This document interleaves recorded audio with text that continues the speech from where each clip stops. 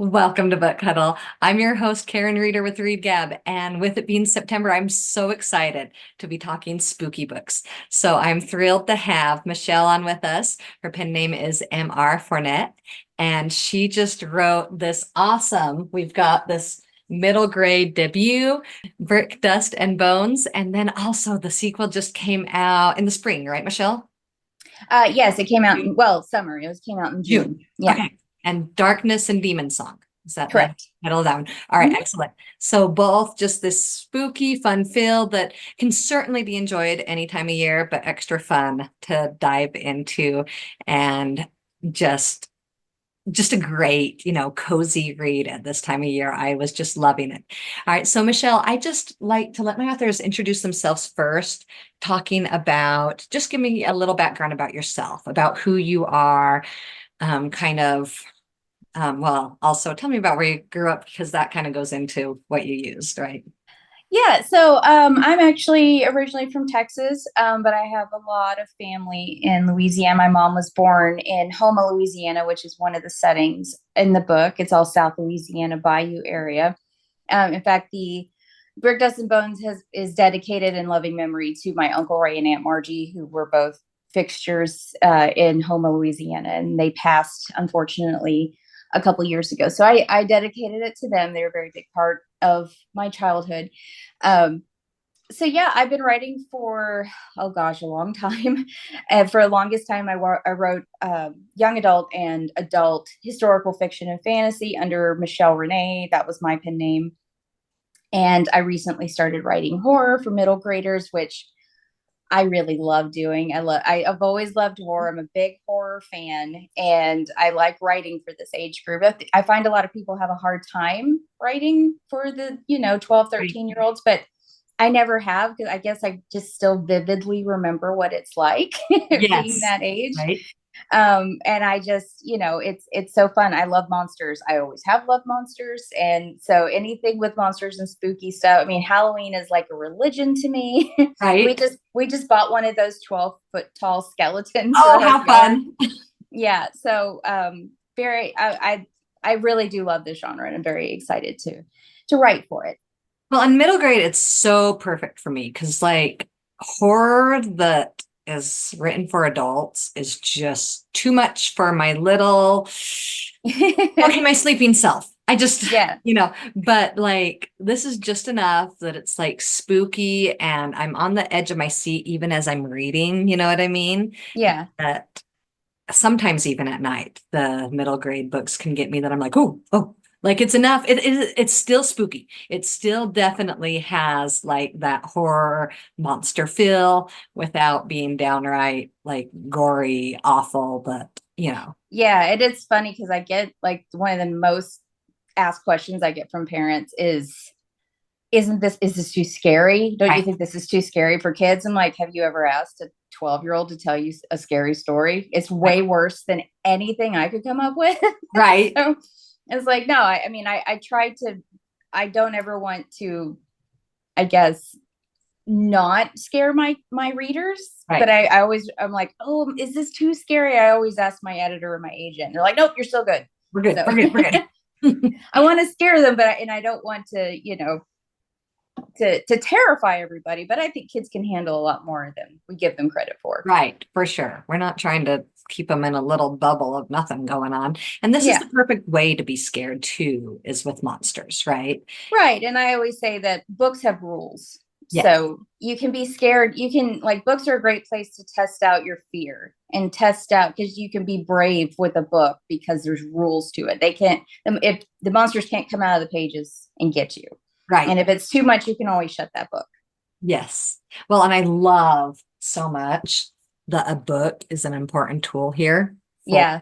Marius Grey, that, he in his monster hunting, the book is a great help and an asset to him. And so that's just as a reader, that's so much fun. So let's talk about more about the spooky and creating this. So is this a lot about the culture, right? We've got cultural ties. And Hmm. did you take any liberties or is it mostly just like taking bits of culture and then creating story around that? Well, I did take liberties because mostly you have these folkloric monsters, Right. and what they are and what they mean change. Okay. Depending Based on on who's telling the story, yeah, right?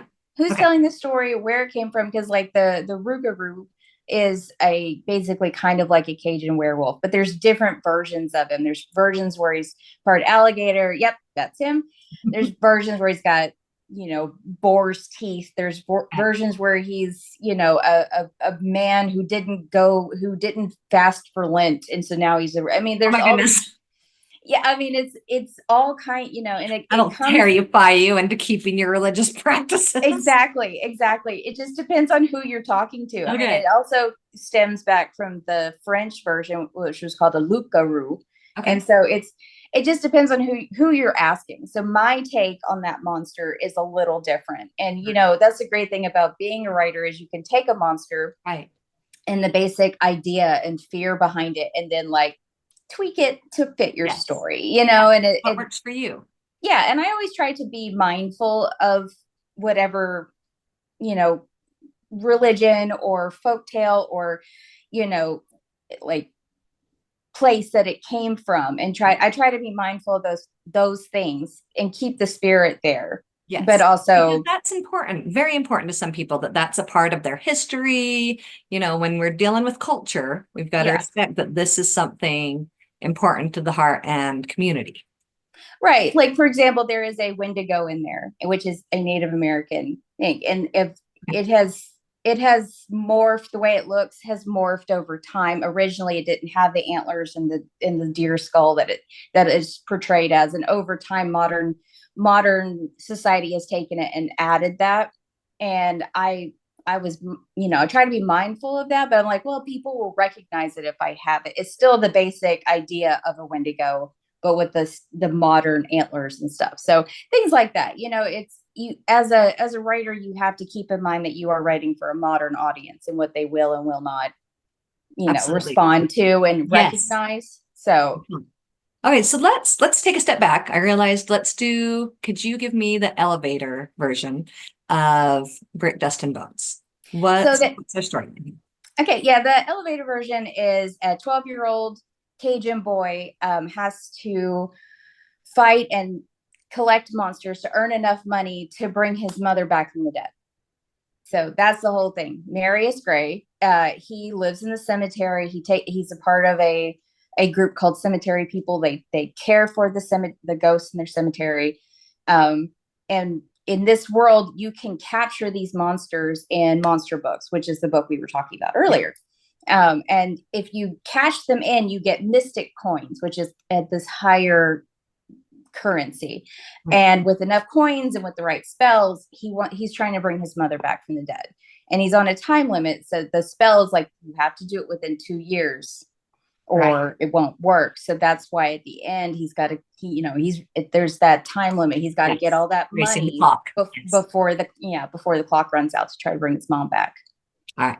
So much fun to sit down and read, like, because actually I do love like cemeteries, walking through them during the day, but certainly, a lot of this is happening at night. That's when you go monster hunting. Yeah. And then the cemetery that's where he lives. That's his life, kind of like the graveyard book, like everything's taking place with these ghosts and these people who are dead who he interacts with. So it has this definite, just spooky, creepy feel throughout it. So I love that.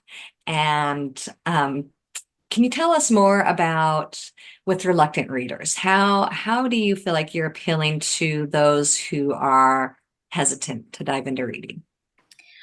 I think the spooky part of it helps because I think most people like being scared, and and kids like being scared. And it seems a little bit, I don't know, for lack of a better word, cooler to read Yes. something scary than it is to read something funny or soft or whatever. And it isn't. I don't pull punches when it comes to the monsters and the scary factor. Right. So I think that's part of it. And I it's very adventure written, like lots of like even the first chapter is right into let's fight this monster. And I wanted to make sure I painted a very deep picture of here is the action, but here are also the emotions underneath it. So that you're pulled in by the action, but then you feel all those human feelings that people who might be reluctant readers will like be drawn in by the action and the adventure, and then really, relate to the feeling of longing and the feeling, and the loneliness. And I think everybody's felt that at some point. In fact, I got a message from a boy in Brazil, because my the very first translation rights we sold were to Brazil in Portuguese. And so I had a Brazilian boy reach out to me and say, I read this book and I want you to know I really liked it. I don't normally finish books all the way through, but this one I really wanted to. And I was like, oh God, that's the best. Yes. That's the best compliment I could possibly get. Well, and that's cool because there's often overlap with Creole and Portuguese Mm-hmm. cultures. And Yeah, so yeah. that was a cool place for that to be translated first. So Yeah, cool. actually the other play, I'm surprised it hasn't been picked up in French yet, which, Yes, Louisiana French. absolutely. The other one, it actually will be coming out here in October, is Italian. Oh, So, cool. yeah, Cool. so Portuguese and Italian, two languages I would not have thought, but I'm like, Right? cool. Yeah, sounds Cool. good. I want as many readers as I can. I'd love to see it in Italian. I'd love to see it in French and Spanish and everything else. Right? Absolutely. Oh, I love it. Great. So, and I love the book. When I was sitting down and I was getting on my timeline because we had this interview coming up and I wanted to get this read, and I downloaded the audio on Libby and I was really excited to have it. But then I was just like, I started the first chapter and I didn't have my phone with me. And I was just like, no, this is for me. This is for me to curl up and enjoy. So talk about creating and working with creating the image of the book. Well, it's okay. So my degree is in art. Oh, cool. And yeah, I have an illustration degree. And I want to first off say I did not do the cover. A Okay. very, very, very talented cover artist did our cover. And the interior designer was in-house. But I did do illustrations of all the monsters. And if you go to any of my socials, you'll see Fun. some of my time-lapse videos So of is me this on the doing postcard I got? Is this your that drawing? is my drawing. Oh, Yeah. that is so fun. So you created those monsters. I did, yeah. So it was fun to get to make these monsters and then send them to the cover artist and get her renditions of them, Oh, because fun. it's her style is very different from mine, and it was a lot. And I'm sure it was easier for her. I mean, I haven't asked her, but I'm sure it was easier for her to get like, here's what it looks like, Right. here's how I see it. Now draw your version of it. So, Right. in fact, in the I have it right here. The paperback that came out when the second book came out has my illustrations in the back of Oh, so cool. as a bonus. So, like, you can, I don't know if you can see that, but the mermaid. Oh, I love it. I love Yeah, it. and each one has a little blurb about mermaids. Here's some background folklore stuff. Like, here's the boo hag and the boogeyman. Oh, So, and it has like little tidbits, looking into going and researching all these folkloric monsters. It's so interesting to see how universal they are. right. And like, because, mermaids, you can find evidence of mermaids in so many cultures. And if you look at how many different cultures have some kind of big ape, like a Bigfoot or something, how many different cultures have a sea creature, or, that kind of thing. So it was really fun. And then, I like the idea of educating along with, entertaining. So like, Absolutely. And you do such a great job of that. But I loved it because like you were talking about the excitement and you need to keep that going because often when you're world building, which you were doing some world building here, this monster hunter, we had to understand what it entailed to be a monster hunter and stuff. And you did it so well through the excitement of immediately, like you said, he immediately encounters a boogeyman, page one. And so you tell the story and the backstory and the monster building, you give us little bits at a time. And I love that we don't find out about the mom right away. We don't find out about why right away, what's going on, and you're constantly giving us clues and you're doing this world building through the excitement that was just so much fun to read and devour. well, I like to thank you. And I like to trust readers that I don't need to explain it to you in the first chapter, that you're along for the ride with me. And I don't need to sit there and go, this is exactly how you should feel about this. I wanted to give you the story as we go. Otherwise, you learned everything you needed to in the first, Right. the first Well, quarter and of the book. sometimes it's just boring when it's like, okay, Right. here are the characters. This is what they're like. Here's the world. This is what this world is like. And so kids can't read through it like that. Like, what am I thinking? Like Brandon Sanderson, Way of the King or something, that's like, is that the book title? But it's like this thing, Yeah, and yeah. because so much of the story, just you've got to get to it before you get to the excitement. And kids are like, nope, nope, get me right to that excitement. And you do. And it's Well, adults are that way too, honestly. Like a lot of adults, like if you read thrillers and things like that, I mean, it's right off the bat, something yes. happens. And I think if you like those long, and I do like those long, fantasy, I read just about everything. So yes, Brandon, we still love you. I just we love you. We needed love you, an example.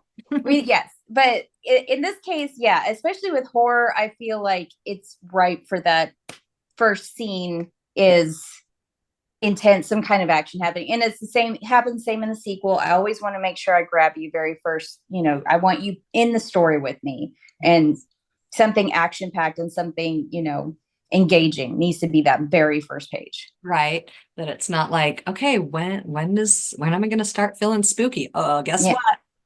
You're going to feel spooky It will right be away. spooky immediately. Yes, I love it because, and I love that you do Boogeyman because actually, as I've been trying to read lots of different books about cultures, one of the first ones I did was Pilar Ramirez and the Escape from Zappa. And one of the things that when they're explaining that book is it's like their culture was Boogeyman. And then Beware the Heartman, she talks about it, Shakira Bourne. She's like, and it's just barely coming out in September. It's like their culture's Boogeyman in this Caribbean tale. And I'm like, what's our culture's boogeyman in the US? And so I was like, hey, here it is. Here's the US's boogeyman. And it is so that, I don't know. Does he come out from under? He doesn't come out from under the bed, I don't think. Yeah, he does. He Okay. comes up from under, yeah. Okay. Yes, like the darkness. Right. So that creepy darkness, but it's like it is so in the kids' room, in the dark, and it is just like, yep, that is where I grew up. Yep. Yeah. So that was super fun to have and read that book all about that. So Michelle and I have this commonality that we discovered, and because she talks about it in her author bio that she's an autism mom and I'm an autism mom, and so we were talking about this, and I haven't got to delve into her sequel, Darkness and Demon Song, yet, but I'm very excited about it. It just came out 2024. You've got a neurodivergent character, right? Can you tell us a little bit about weaving some neurodivergence into here, this representation? Well, yeah. So there's Marius gets a new friend in the second book, and she's different. She's a witch, and her name is Lena Trudeau. And I wanted to make her autistic neurodivergent, but I tried to never use those labels. Right. I just because you wouldn't necessarily write a character that's neurotypical and go, right. You're like, this is my neurotypical character, and you know this, and I'm going to write it out. Right. I feel like a label is often an invitation for someone to insert their own bias as to what that looks like. Yes. Before you get to know a character. Is so vast. Yes.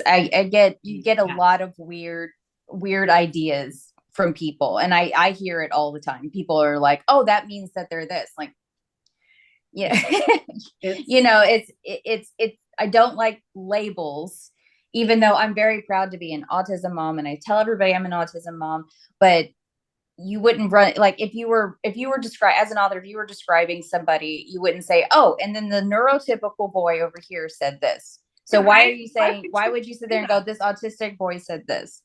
Right. So I try to, and I do this with all characters. I try to write them just like I would any character, but through the actions, through her reactions to things, you understand she's, neurodivergent, which I like saying neurospicy. Somebody told psyche neurospicy. Oh, I like that. My agent told me that when I'm like, love it using that. She's neurospicy. Nice. So she's very, there's a lot of things, there's stimming and things like that, but she's also, when she's in her element, and I think you will agree with me, when we see our kids in their element, completely into whatever it is that they're really great at. Thrive. Yes. Yeah, they're so powerful in those Yes. moments. Oh, And it's what, and so she literally is powerful. She's a witch. So her magic just, just encompasses her, and she's amazing when she gets to do that thing that she's really good at, and everything else is out of the way. Then she's just great. She's amazing in those ways. And I wanted to share that in a character. Obviously she's a witch, she's supernatural and stuff, but like almost like that feeling of what we see with our kids whenever they're just like, everything's, kind of like the world has gone away and they are completely in the thing that they're amazing at. Yes. And how powerful that is. Oh, I love it. And I love that, it's in this spooky setting again, right? Because I was just talking to another author that was just like, people think that there are certain subjects that can only be told through realistic fiction. Yeah. And so I could totally picture this being one of them, that they're like, okay, go represent some neurodiverse character where you can see it in very real setting through realistic fiction. And that's great that they're there. Yeah. But how fun that in this horror book with Darkness and Demon Song, to have this representation and getting to know a character who is neurospicy in a way that hopefully will help readers understand, if they're not neurospicy themselves, to get to know those who are neurodiverse. Yeah, I mean, I feel that, we have neurotypical characters in every kind of genre. Why can't we have neurospicy characters in every kind of genre? It's absolutely, we should have those stories everywhere. We completely inclusive genres. Absolutely. I love it. I love it. All right. So my last question that I always love to ask is for you to share a favorite children's book, and it can be anything, any age. What have you got for us? I have, well, you'll recognize these. Yes, as a child, I would just at recess, originals. we would sit in a circle. And I have the originals. Oh, that is so fun. So I tried to explain, like, these were, back when I was a kid, they were banned. They were like the most banned book. Most banned book banning. Yeah, I mean, and like, I also love these because, as I said, I'm an artist. And so you remember these. You remember the other part. You remember that. Oh, yes. Spider right there. Isn't that one the spider? This is the one with the girl. I think she's in the haunted. No, this is the corpse one. But yeah, so those are folklore tales. All of those, so it's Stephen Gamble who does the illustrations, but it's Alvin Schwartz who did the stories, and he went and like discovered all these folkloric tales and then put them to, and in the back of all of them, there's the, what is it, the bibliography that you could go and you can look up where he found these different stories to tell in the dark. If there was any question, if kids were interested in spooky and horror books, well, that answers the question right there. They have always loved to read these scary stories. And it's funny because, like, I have, my son who is neurospicy, and then I have a nephew and a niece, and they're neurotypical. And it's funny because, like, each of them have a different story in these books that they like. Yes. And my son likes the ones that are more like songs because he likes he responds to songs. Okay. So he likes that one. In fact, on my TikTok, I have a video of us reading one of them together. Cool. And then my nephew likes the jump scares. And then my niece, it's funny because, like, they're all between the ages of 8 and 11. Cool. And they love these books. Oh, I love it. That is so fun and reminiscent. I love that you have the originals. And scary stories to tell in the dark is such a classic, and one of those that has not gone away with time, right? Yep. And because we haven't time stepped them with cell phones that were flip phones or anything, because it's just about scary. Well, yeah, and it's interesting you say that because I went through great lengths to not have technology in the Marius Grey series, partly and I came up with like, oh, magic and technology don't work well together, and this like fringe community of magic they don't really use technology, but that's another reason why I wanted to do it, because you will for better or for worse, timestamp what you're making. And it can be fun, like the Fear Street movies that were from the Fear Street books that were, that I adored in the 90s.